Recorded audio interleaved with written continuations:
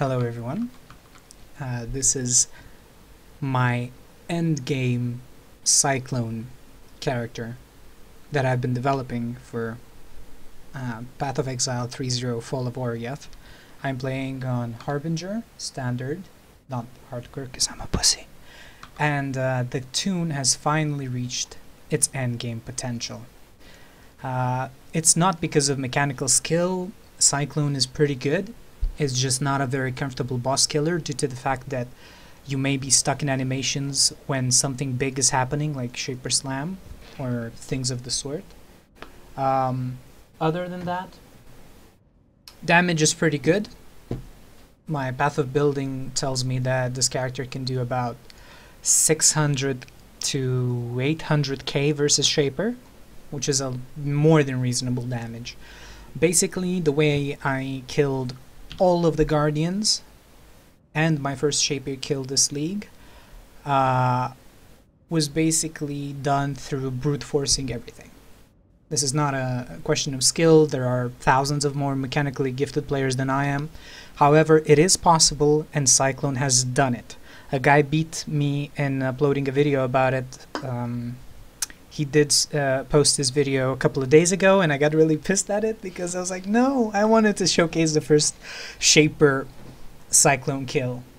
But he beat me to it, so I decided instead of doing that, I'm just going to try to round everything up and give you a video, a future video, because I'm not done prepping yet, of everything. Guardian kills, I'm going to do another Shaper run, and with a bit of luck, I'll be able to afford the 2120 Cyclone in the near future, because I kind of want it simply for the range. It's going to give me slightly better damage and 1 weapon range, which would take me from 32 weapon range currently by using a Duresso Salute, as well as using Warlord's Reach. It would take me to 33. Why is that important? Well, if I change increased area of effect to conk effect, right, and I'm trying to fight around the Shaper, I can still hit him while he's doing beams or balls or anything else, and I can also dodge the Unshapen, which is his shadow clone that appears in the last phase of the fight. Slightly more range means the fight becomes slightly more manageable, and you can still dodge things while still doing some damage, right? In the meantime, since, well, I have this beautiful, beautiful Starforge that costed me an arm and a leg and the soul of my future unborn child, why don't I show you what happens when you take about 100k DPS, technically 200k because Cyclone hits twice per spin, to some Shaped Shores, while we're going to talk about the pros and cons of actually playing Cyclone. Boss damage, player resistance, and feeble. Yeah, let's do this. Let's do this. Let's do a nice reset XP as well. So I'm currently level 93. I plan on getting 1 more level simply because I can. My map pool has jumped off. I have like 50 to 60 maps that I can run for decent XP. And I wanted to also showcase the dangers of being a Cyclone. This guy has proximity shield. If I activate Lion's Roar, guess what happens? My weapon range is so big, I just push him away and he's still in his fucking bubble. And while he's doing that, I can't kill him, which is dangerous for a Slayer. Remember, more than half of your reach actually comes from overkill damage. Yeah? 20% of overkill damage is leeched as life, endless hunger. So if you hit something that is immortal, like if there's a totem nearby of sorts, you will have a bad time. Be very, very careful. Also, I like how GGG removed stuff like volatiles, but gave us 50 other things that are extremely dangerous, like the aristocrats that die and then their souls fly down to the ground and slam against the ground, which is very cool. You know, one of them drops something cool like an Exalt, and you're like, oh look, an Exalt Orb, let me just pick it up, and their souls come crashing down, and if they have like extra HP or something, boom, they're gonna shit on you. It's not gonna feel good. I like to double ghost this boss whenever that's possible. Sadly, he has a bad habit of summoning the spirits whenever he wants, almost. It's supposed to be at certain thresholds of his life, but it's very hard to stop as a Cyclone there. You see, you just go around and you just... It's a one-button play. It's not very elegant. But that's what I said, like, this is why I play Cyclone, because it has this amazing background feel to it. You know, you just spin into monsters and everything dies and explodes and nothing can stand against you. While you're spinning, you're also immune to stuns. The only thing that can make you stop spinning is basically a bear trap, which is going to keep you in place. Freezes are some issues, but there is some issue with freeze, but just, you know, run with a flask, everything's fine. Bleeds are non-existent to the fact that every single time you kill something you become immune to bleed for a recent period of time, as it's worded, which means I believe it's 8 seconds for that, so everything is absolutely fine. I do carry a bleed flask, so there's a danger that some map boss or exile is going to bleed me and run away before I get to kill him, and then I'm stuck bleeding and I can't move. And dot damage has become severely more potent against players now than it has in the past, due to the fact that double dipping was removed. So now every single bleed and ignite and poison on you is based on the monster's poison damage, bleed damage, etc, etc, meaning there's no way to mitigate it directly by using things like armor. Because in the past, chaos damage such as poison would be calculated also based on initial hit, which could be mitigated by using a basalt flask or by having more armor, having endurance charges. Well, since now poison damage is no longer based on initial hit, guess what? You can't mitigate it. You're taking the full brunt of it, so it's a lot scarier. I believe Pox has a video of him dying on his Righteous Fire to poison. You should go check that out. The threat is actually real, so they can literally destroy you. Also, why do you have default attack instead of move on your primary mouse button? Well, I have 145 unreserved mana. I'm running with Punishment and Grace. The reason why I'm running with Grace and I don't stretch out to do something like Double Curse or using anything else like an Herald and something is the fact that I use Brutality. My Starforge makes it so I don't deal anything other than physical damage, so using Herald of Ash or Hatred is useless. And my Brutality support makes it so I cannot do Chaos damage. Again, I cannot do any elemental damage, but that already came with Starforge. So that's why I'm using Grace. I'm using Grace because I'm also using damage on full life, which is extremely potent now, because it boosts my damage by a considerable amount. And having some 37% dodge means that with some movement speed and stuff, I can stay at full life longer versus slightly slower bosses, which means I can keep up the immense damage. So if you look at it right now, 92,000, and if I pull everything up, 120,000, so that's 240 full physical, 100% full physical damage. Bosses have very shit armor, as opposed to their elemental resists, which they have quite a bit of. You should look up on Path of Building the resists of Guardians and the resists of Shaper himself. I believe it's around 60%, which is enormous if you're trying to build something like an elemental build without any pen. Oh, look at this. This is beautiful. See, even the...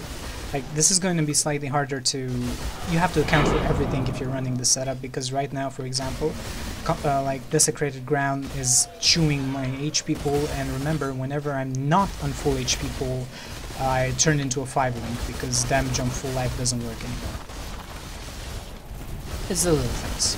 However, I guarantee you that against most bosses, you're going to be able to keep up close to full life pool, and you're going to have about...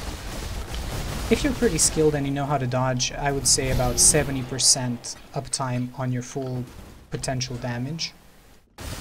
As in, you can stay at full HP with a Slayer, because leech effects are not removed at full life, and since patch, I believe, 2.0, you're still considered at full life even when you have Blood Rage active, so technically, even though there's like a few numbers missing from my health pool. I have like 245 out of 2000, no, 265. The game is still considering me at full HP. Oh man, don't you just love these 5-minute fights that reward you with nothing? Ah, oh, so good. GGG, stop spoiling this. Alright, let's try and double ghost the boss again. Alright, I stopped it at about half HP, that's okay. Let's get some frenzy charges going while we're waiting, alright. Now he's doing more damage, but I don't care. Now I have to take him down to like 30%. There we go. Perfect double ghost. Mission accomplished. Alright. The reason why I'm doing that is he actually gave me 2 exalts by double ghosting, and it's just better, in my opinion. You can do this with this boss, and it's like he has a chance of dropping tier 15 maps as well. Because he's a boss, he can drop +2 in a tier 13. So, yeah, why not do it? I know a lot of people are kind of speed freaks, but sadly, as a Cyclone, you're going to be able to clear pretty well, but you just can't compete with stuff like Kinetic Blast or anything of the sort, I'm sorry. Your strength is in the fact that you are this mongrel of a beast of a thing that just lumbers onto mobs and just destroys them. Your damage is pretty substantial, I would say, and it doesn't vary by much. There's only one, well, there's actually 2 flasks that you can possibly use for this setup, in which you deal only 100% physical damage. One is a Perfect's Lion's Roar, which augments your damage by quite a lot, obviously.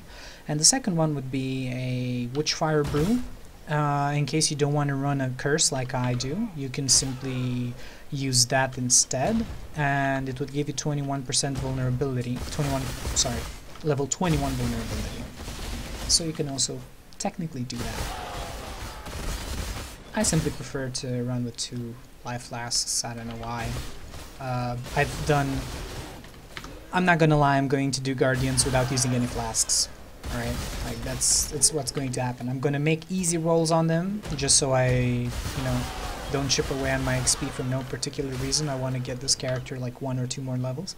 But I promise you, I will not go back to town to refill on flasks or anything like that. More so, if I get cocky enough, I might even try to do it without any flasks whatsoever. Like literally without any flask. It is not that complicated. They have big-ass telegraphed attacks. Alright, Vayne, let's see what you're up to. And after you run out of flasks anyway, I feel like it's absolutely cheesing it to go back to town. And I just don't like to do it. Oh, you also have to click it, dude. Alright. As you can see, my totem also has culling effect on it, like you saw right now. My totem is only on a 5-link. I'll 6-link this belly. Because I want to use it on a second build that I'm going to be making, so why not? And yeah, this is how it works right now. I have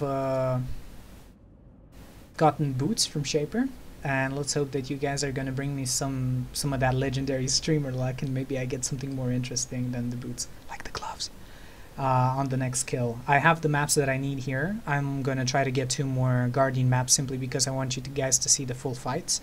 For Cyclone, I would say that Phoenix is stupid easy.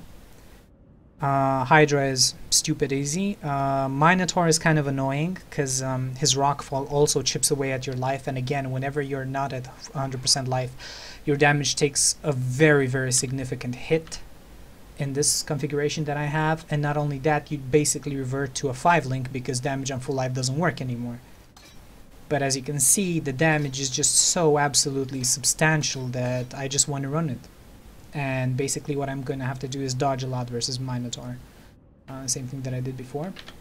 My map pool is pretty good. I have a couple of tier 15 beachheads that we can also showcase. I'm going to do that once I'm going to get close to getting the next level, because tier 15 beachheads actually have quite a lot of XP. Right now I am getting about 40 to maybe 50 million per hour in Shape Shores. I would say it's a decent map. Sadly for Cyclone you would prefer smaller areas with corridors because your AoE is not that big. It is not bad, it's just not what it used to be, like pre-AoE nerf. Anyway guys, this is just a teaser video. Basically, I have my Cyclone enchant, I have my Starforge, I have my endgame Belly, I have my endgame Citron Amulet. I'm gonna craft attack speed on this as soon as I get level 7 Haku, because it's a pretty good pair of gloves. I'm using Belt of the Deceiver, and the reason why I'm doing it is the nearby enemies are intimidated. It's actually a 10% more damage multiplier, not a 10% increase, as it says on the wiki. Every single time you see wording such as enemies take X amount of damage, increased damage is actually a more multiplier, so this is actually active after everything. So why not? What am I giving up? I'm giving up like 40 to 50 life. I'm gaining 1% physical damage because it's better than a Rustic Sash, and I'm losing a ton of resists, but fortunately capping resists is not really that hard.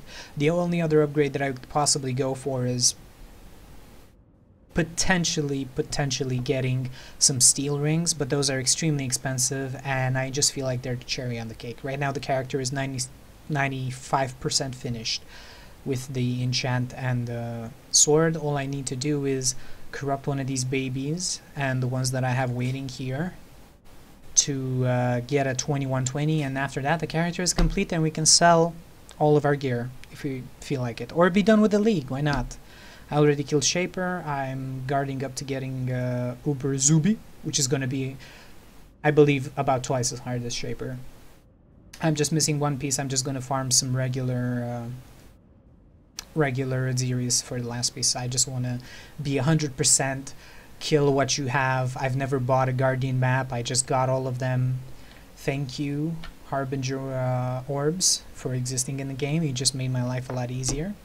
And as soon as everything is up and running, I'm just going to make one big ass video with all of the Guardians, Shaper, and perhaps Uber Aziri, although to be honest I would like to have a pre-run before that, just to see how it feels, because Cyclone is probably a nightmare during split phase. But we'll see.